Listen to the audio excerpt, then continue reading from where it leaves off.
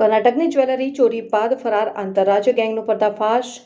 ખૈડીપાડાથી 2 આરોપી ડેડિયાપાડા પોલીસની પકડમાં. કર્ણાટકમાં ચોરી કરી રાજસ્થાન ભાગવાની ફિરાકમાં હતા. અગાઉ નેત્રંગ પોલીસે ₹56.50 લાખનો મુદ્દામાલ ઝડપ્યો. હવે ડેડિયાપાડા પોલીસે ₹5,000નો મુદ્દામાલ કબજે કર્યો. કર્ણાટકના કિટોર બેલગાવી વિસ્તારમાં આવેલી જ્વેલરી શોપમાંથી ચોરી કર્યા બાદ ફરાર થયેલ અને રાજસ્થાન તરફ ભાગવાની ફિરાકમાં રહેલા 2 આરોપીઓને ડેડિયાપાડા પોલીસે ખૈડીપાડા ગામની સીમમાંથી ઝડપી પાડ્યા છે અને આંતરરાજ્ય ચોરીની ગેંગ સાથે સંકળાયેલા આરોપીઓની ધરપકડથી સમગ્ર મામલાની વધુ કડીઓ સામે આવી છે. સમગ્ર મામલામાં અગાઉ નેત્રંગ પોલીસ દ્વારા ₹6.50 લાખનો મુદ્દામાલ કબજે કરવામાં આવ્યો હતો, જેમાં ₹1.20 લાખના ઘરેણાં, ₹5 લાખની હુન્ડાઈ i20 કાર અને ₹30,000નો મોબાઈલ ફોનનો સમાવેશ થાય છે. ત્યારબાદ હાલની કાર્યવાહી દરમિયાન ડેડિયાપાડા પોલીસે ખૈડીપાડા ગામની સીમમાંથી 2 આરોપીઓને ઝડપી પાડી ₹5,000નો અલગથી મુદ્દામાલ કબજે કર્યો છે.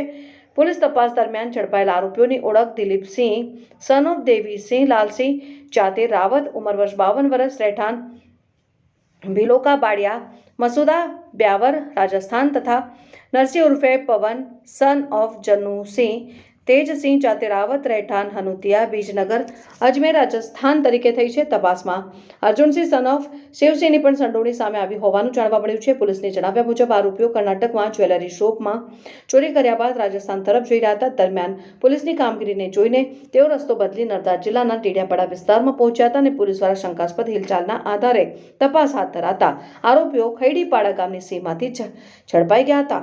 પોલીસ તપાસમાં બંને આરોપીઓ સામે રાજસ્થાનના વિવિધ પોલીસ સ્ટેશનોમાં અગાઉથી મિલકત સંબંધિત ગુનાઓ નોંધાયેલા હોવાનું પણ સામે આવ્યું છે. ઉપરાંત કિટોર પોલીસ સ્ટેશન કર્ણાટક ખાતે નોંધાયેલા ગુનાની કડી પણ તપાસમાં મળી આવી છે.